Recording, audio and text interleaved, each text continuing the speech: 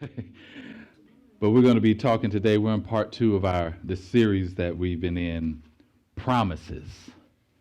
Promises. And as I talked about last week, sometimes we can go through life making a lot of promises or have people making a lot of promises to us, but oftentimes those promises aren't fulfilled.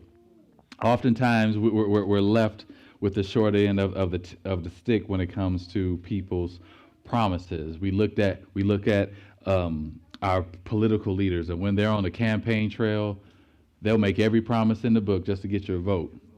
But once they're in office, many of those promises never come to fruition. And then I talked about also how, and I'm sorry, Ray, I know you here today, but I kind of told on us a little bit last week. As me as being the older cousin, they would do anything I say because I was the big cousin.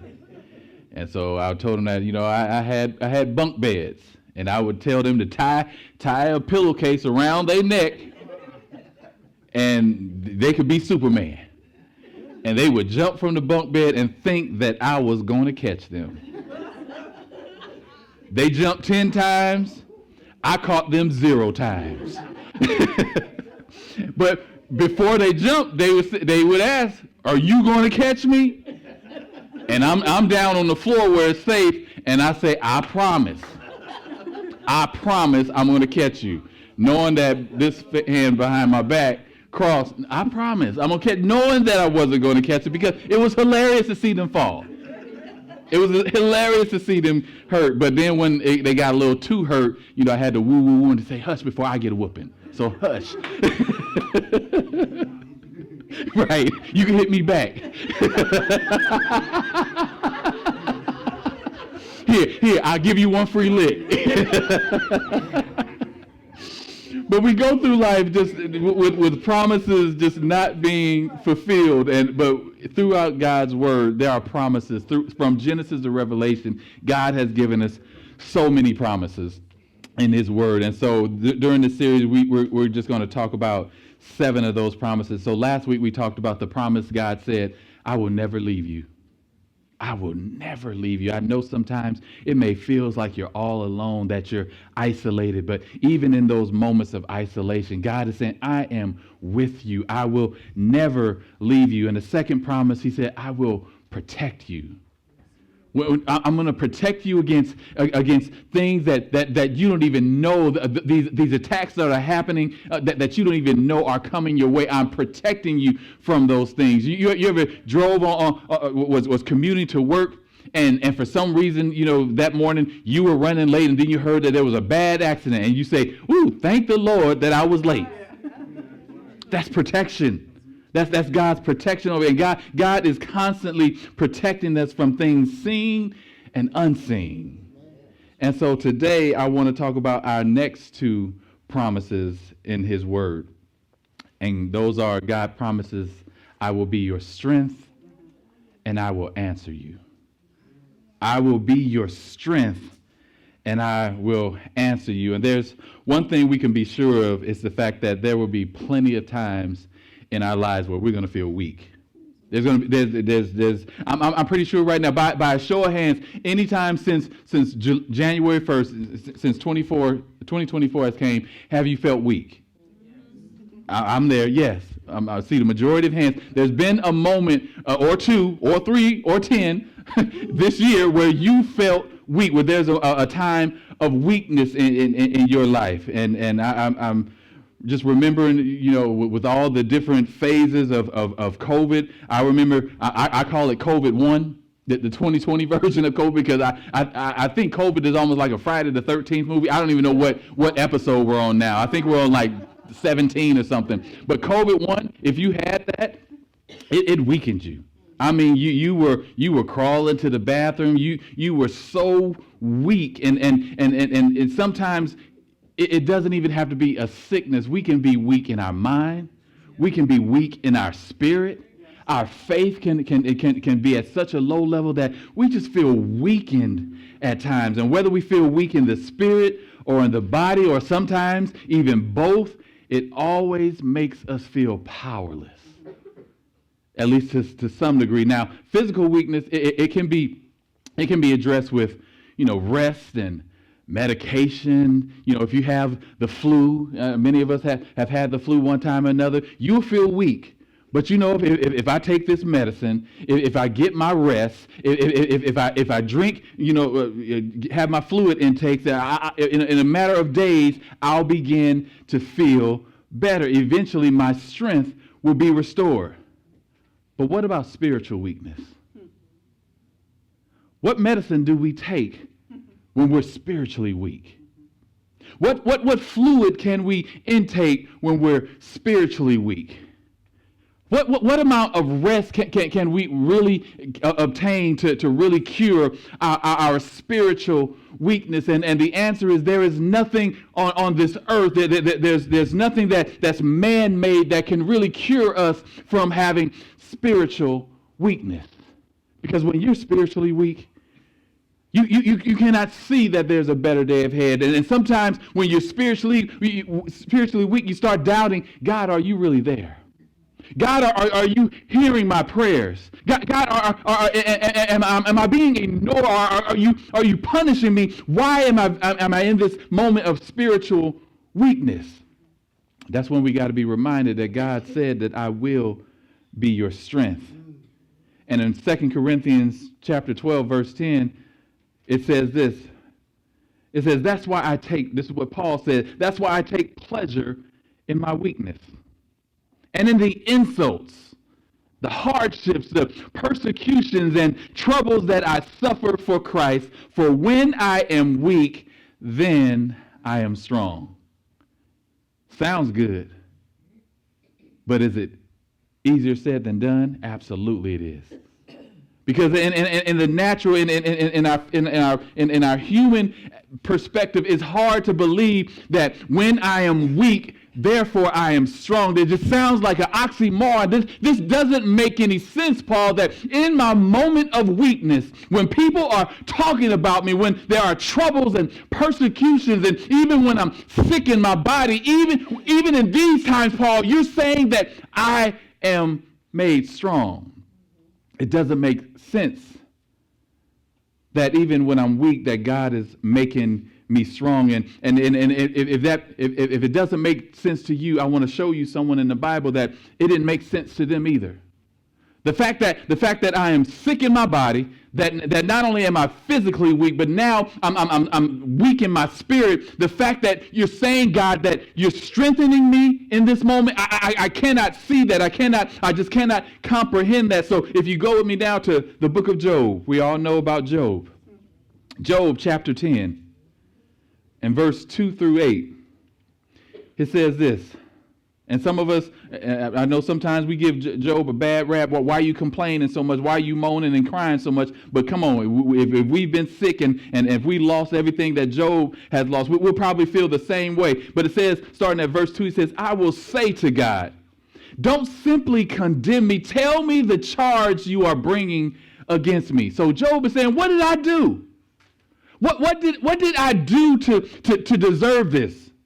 And in verse 3, he says, what do you gain by oppressing me?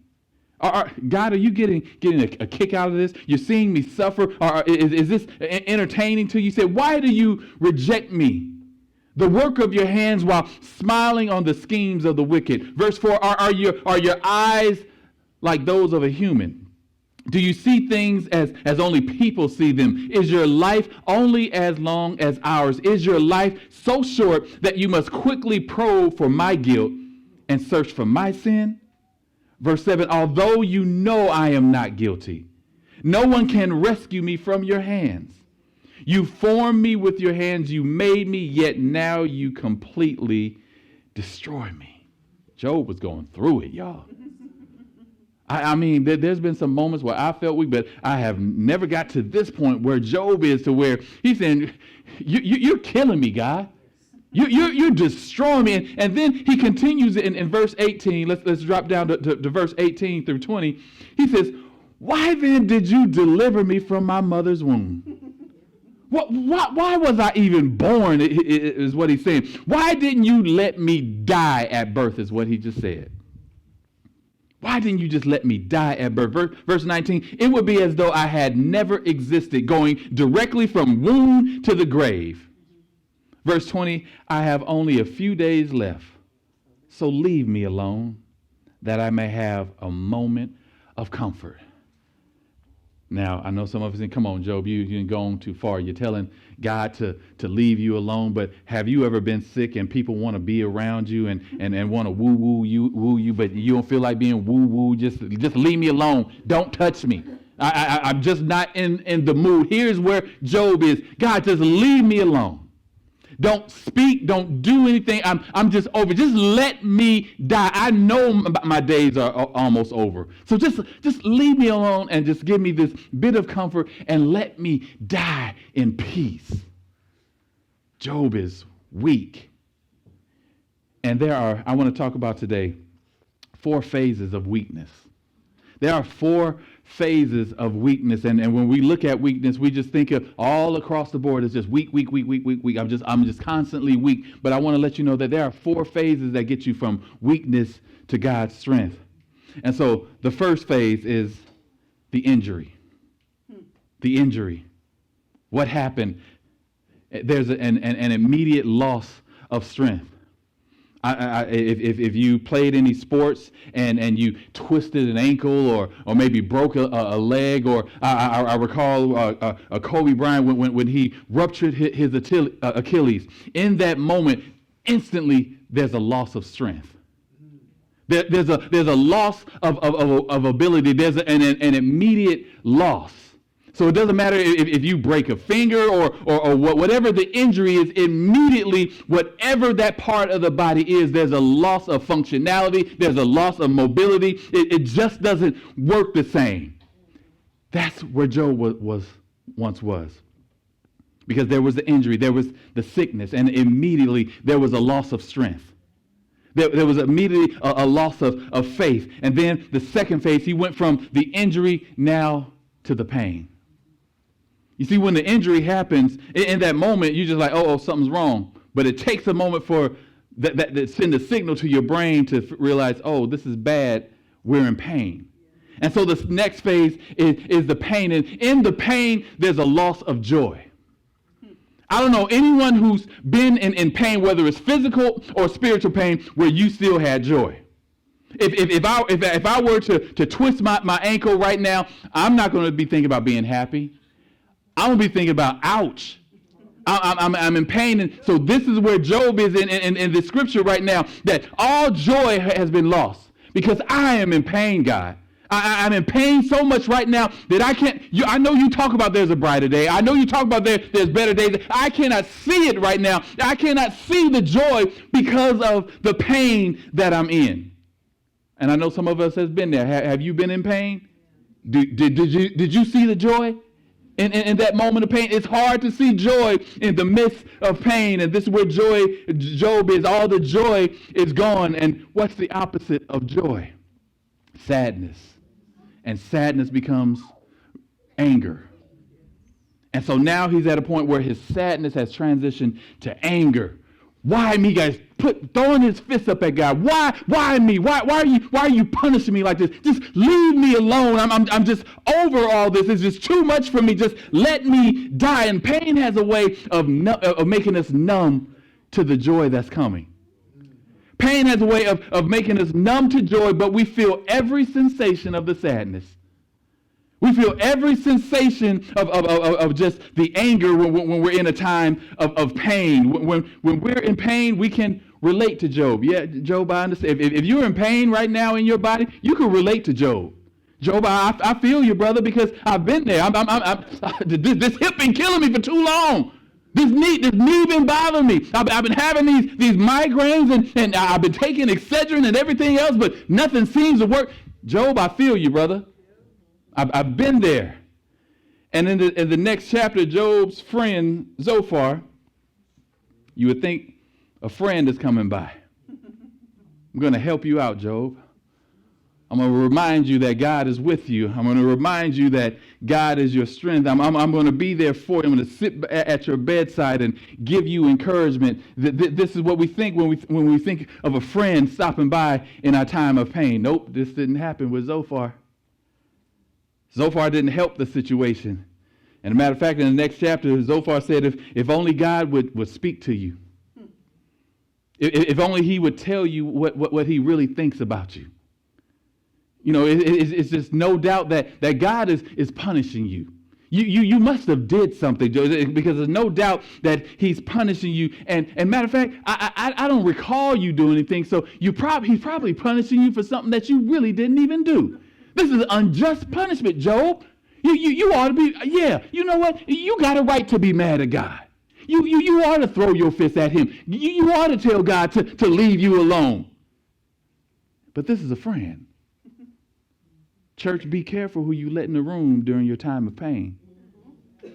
Be careful who you let in the room in your time of pain. Be careful who you let come and sit by your bedside in your time of pain. Be careful of whose phone call you accept in your time of pain. Be careful of whose text message you receive in your time of pain.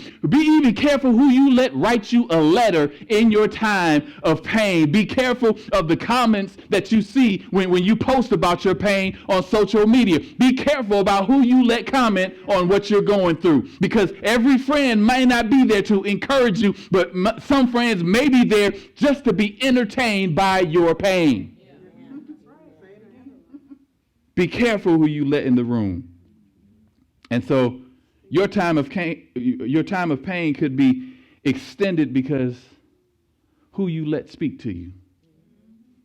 I truly believe that Job's time of pain could have been shortened, but because of who was speaking to him, who he allowed to talk to him, who he allowed to be in his ear, wasn't the right people. And because of that, his time of pain was extended because he had people telling him that, you have a right not to believe in God. You have a right to doubt his presence. You have a right to think that he doesn't love you, that he's not strengthening you. You have a right to that. And because of that, his time of pain was likely extended. Job's pain was extended because of who he let speak to him instead of being quiet and let the one who really matters speak. And matter of fact, now this is wild, and you can look at it for yourself, but for the next 27 chapters, Job had the wrong people in his ear. So I don't know how many days this were, I don't know how many weeks or months, but for the next 27 chapters in Job, all we see is people giving him bad advice, egging him on, instigating. And there was this cycle of Job crying out in anger. God, why don't you help me? God, are you there? And then a friend over there eating popcorn said, I told you ain't going to listen. I told you. And then in that moment, Job gets fired up and complains to God even more. And this cycle just repeats over and over again with multiple friends coming to see him. And matter of fact, 3 of his friends came by one day and said, why don't you just die? We are tired of hearing you crying and complaining and anguish and whining. Why don't you just die, Job? But these are friends. These are friends. And the cycle repeats for 27 chapters. And while Job and his friends are going back and forth, criticizing and complaining and instigating and more complaining, understand something significant. While they're doing all this talking, God didn't say a word. While they're all in Job's ear telling him what he needs to do, what he needs to say, or what he needs to not believe, all this time, God did not say a word. And finally, in chapter 38, God lets Job have it. It took all the way in chapter 38 for God to let Job have it. And you know how it is when someone has been talking for so long and you're just waiting for your turn to let them have it. You ever been there just standing here like this, just rubbing your hands and just taking everything that they say. They just running their mouth. But you know you got something to say that's going to shut them up. You know you have something to say that's going to shut down everything that you say that they say. You just sitting there with your hands, rubbing your hand. Okay, And you looking around. Your boys, maybe everybody said, watch this. I got them. I'm just going to wait for them to finish. Okay. And then once they finish talking, say, okay, are you done? Oh, you done? Okay. I got something that I want to say. Come on, y'all been watching that whole Drake and Kendrick thing. Don't act like y'all ain't been hearing about that. Don't act like I'm the only one. Drake say something, and Kendrick Lamar say, okay, hold on, I'm gonna wait. You done? Okay, it's my turn, let's go. And now here's God talking. And I'll put it this way. If this was a game of Uno, God sitting there with about 4 draw 4 cards, and maybe a couple reverse cards, and he's just waiting. Go ahead, play. I'm just gonna sit here and wait for you to play. Okay, that's the hand you laid. Okay, it's my turn. Look at what Job says. What God says in Job chapter 38, verse 1 through 9. It says, "Then the Lord answered Job from the whirlwind." Verse 2 says, "Who is this that questions my wisdom with such ignorant words?" And look at verse 3. I love this. He says, "Brace yourself like a man, because I'm about to hit you good." I'm about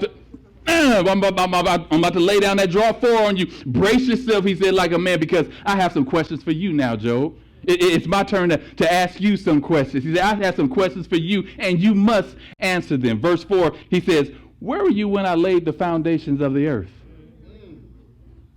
Tell me, if you know so much, Job, who determined its dimensions and stretched out the surveying line? What supports its foundation, and who laid its cornerstones? Who did that? Verse 7, he says, "As the morning stars sang together, and all the glory of all the angels shouted for joy." He said, "Who kept the seas inside its boundaries as it burst from the womb? And as I clothed it with clouds and wrapped it in thick darkness." Remind me, Job, who did all that? And for the next 2, I love this, for the next 2 chapters, God continues to question Job, throwing questions, just keep throwing those draw fours. He kept throwing these questions at him. And then in chapter 40, Job finally says the smartest thing he said in this entire book. Look at Job chapter 40, verse 3 through 5. It says, "Then Job replied to the Lord, I am nothing. How could I ever find the answers? I would just cover my mouth with my hand.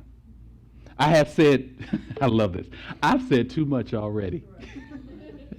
I've said too much already. I have nothing more to say." Oh, but God wasn't done.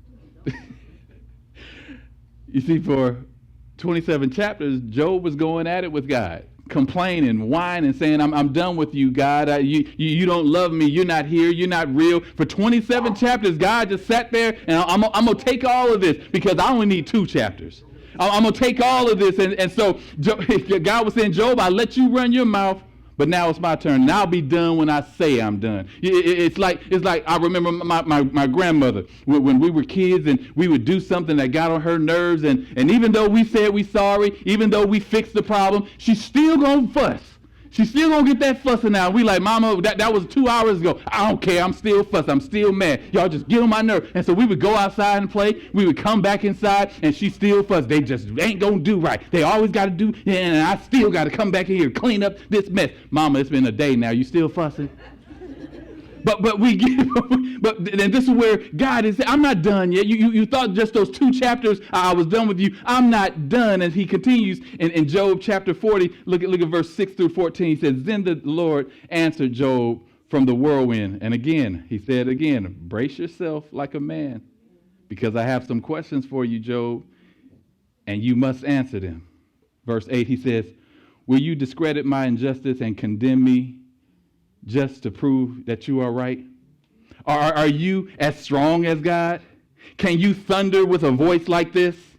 In verse 10, "All right, put on your glory and splendor, your honor and your majesty, and give vent to your anger. Let it overflow against the proud. Humiliate the proud with a glance. Walk on the side of the wicked where they stand. Bury them in the dust. Imprison them in the world of the dead. Then even I would praise you, for your own strength would save you.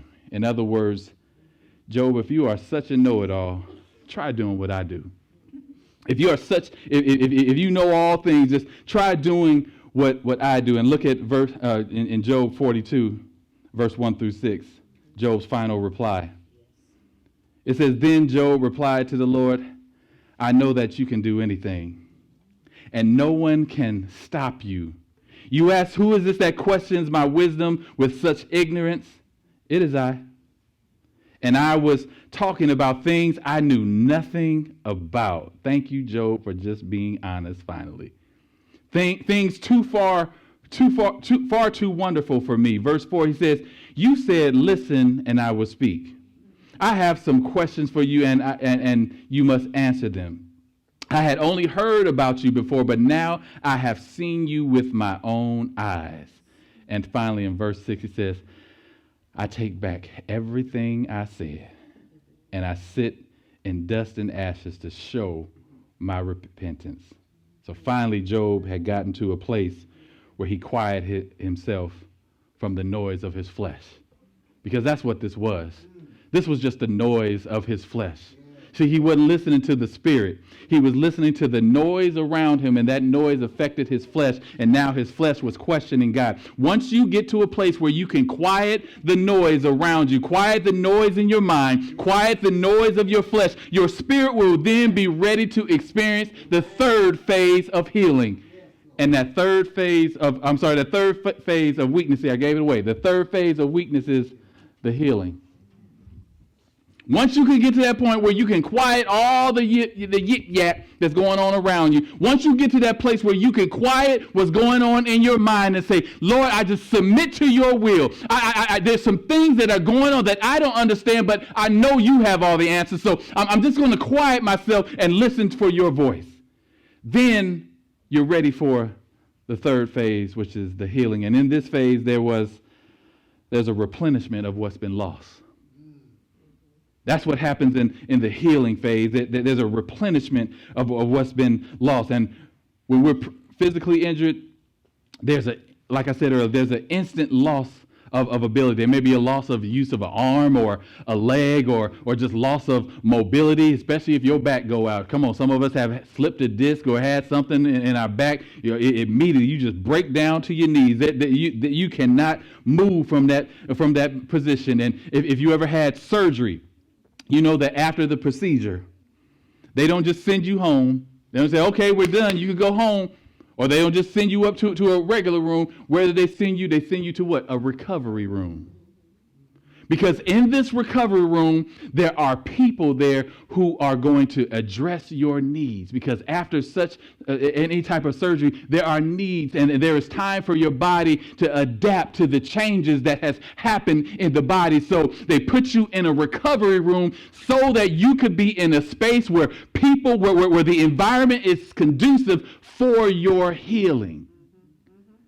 Church, we got to get to a place that after we've been in a moment of pain, after we suffered a little while, after we've been injured, spiritually or physically, we got to get to a place where we have our own spiritual recovery room, where the place is conducive to my healing. This is a place where I can be with God and people who are there to support me. This is why it's so important to be in the house of God. This is why it's so important to come to church and not just watch church, but be a part of the church, because you need to be around people who are going to love you, who are going to pray with you, who are going to believe the best for you, who are not going to talk you down or make you doubt the favor that God has on you. You got to be around the right people. You need a recovery room. Come on, I know there's some hurting people right now. You need a recovery room. You need a place where there's going to be a spiritual nurse to aid you along in your recovery. You need to be in a place where there's a spiritual doctor who's going to heal you through the process. You need to be in a place where you can quietly hear the voice of the one who's trying to speak to you, instead of hearing the voices of those who are trying to kill you. You see, the recovery room is for you to be around the right people. But see, Job, for 27 chapters, he had the wrong people around him. And it is in the healing process that we begin to regain our strength. We don't have all our strength in the healing process, but we start to regain some strength. And we start to realize that in the healing process, God, you have not forgotten me. You have not forgotten about us in the healing process. Look at what God does in Job 42, verse 10. So God said to Job's friends, but before I read that, God told Job's friends, look, you said a lot of nasty things about me. Now I want you to go and sacrifice on the altar to me. But in the meantime, I'm telling Job to pray for y'all. And if he prays for y'all, I will accept his prayer. And here it is in verse 10. It says, when Job prayed for his friends, the Lord restored his fortunes. In fact, the Lord gave him twice as much as before. I don't know about you. That sounds like healing and restoration to me. Restoration happens in the healing. And God, we talked about it earlier, God is El Shaddai. He's more than enough. So he's going to give us more than enough. What you thought you had before the injury, God says, I'm going to not only restore that, but I'm going to give you even more. And it says even later in the same chapter, it says, Job continued to live his life in abundance. Restoration happens in the healing. And then after we get through the healing, then the final phase, which is the scar.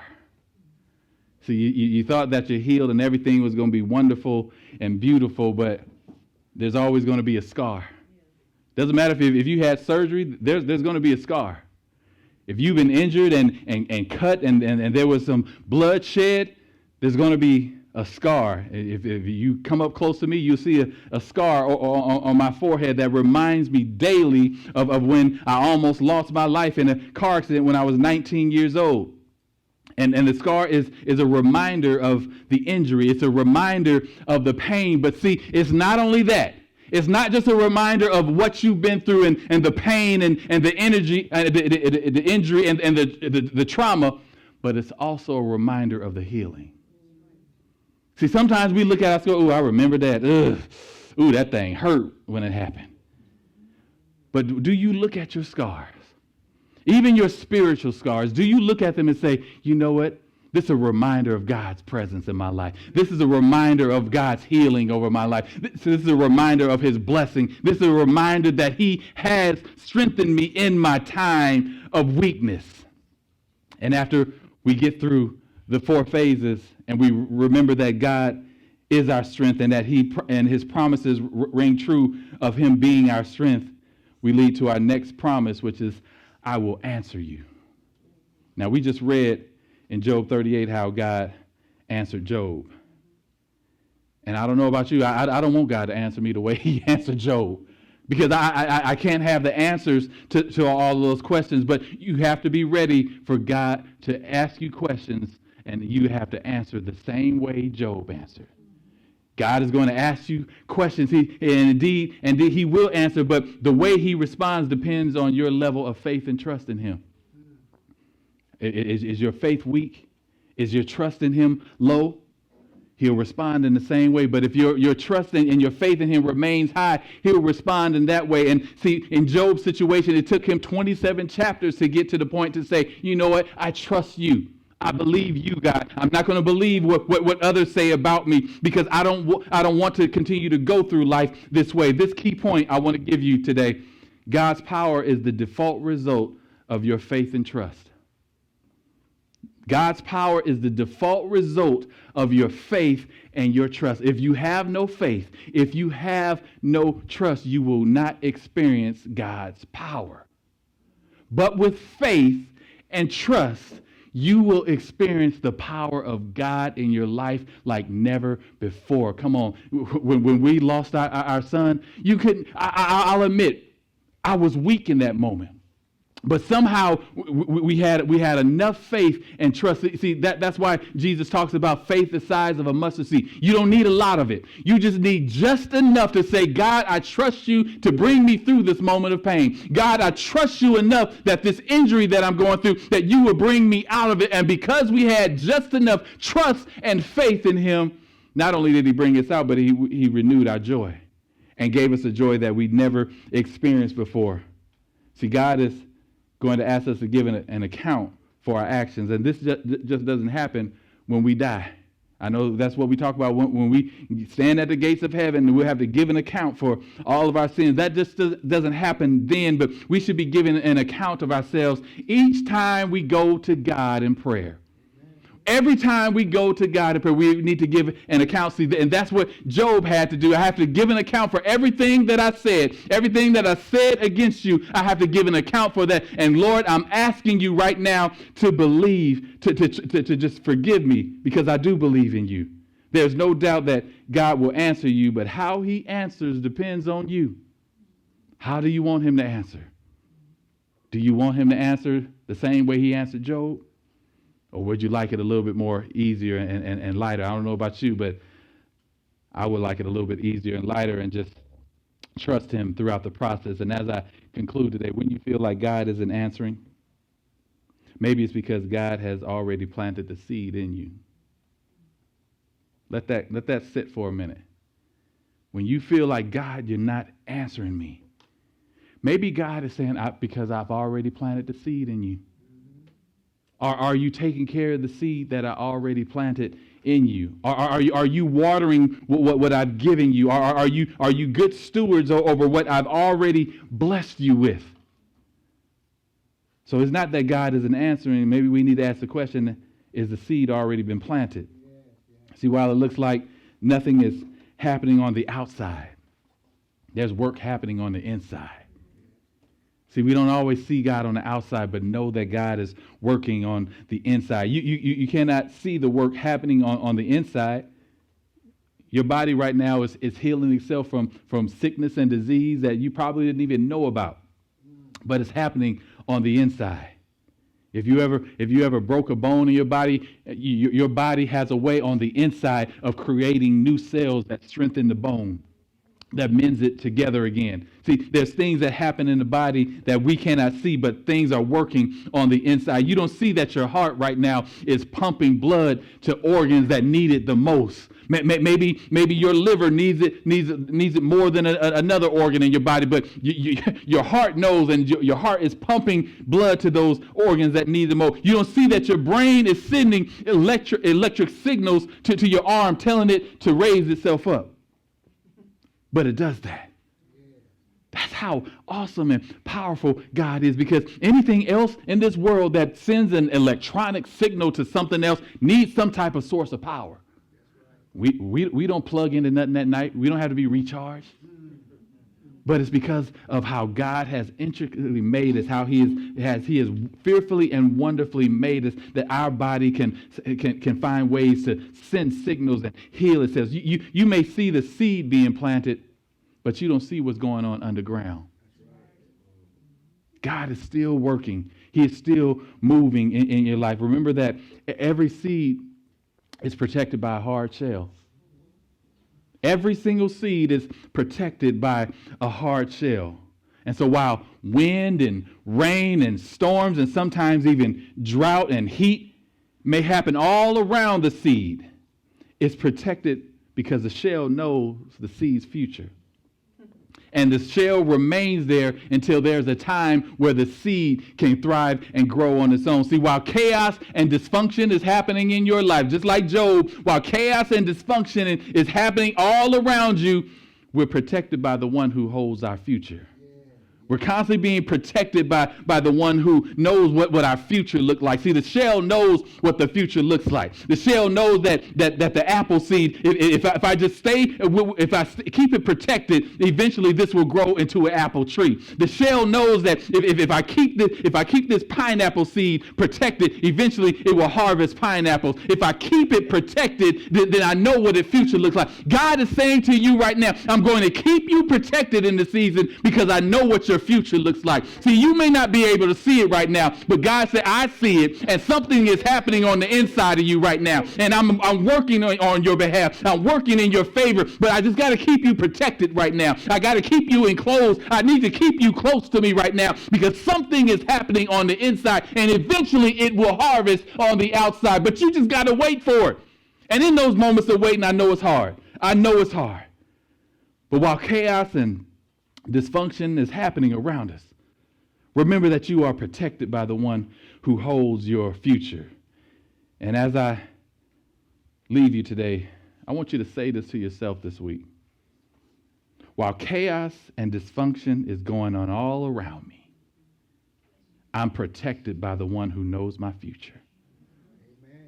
While chaos and dysfunction and drama and mess and beefs and every other just mess that goes on throughout this world, while that's happening all around me, even when there's issues within my family, issues within my church, issues on my job, issues everywhere I go. I got some friendships that are on the rocks. I got some relationships that just seem to be broken. While all of this is going on around me, I declare that I am protected by the one who knows and holds my future.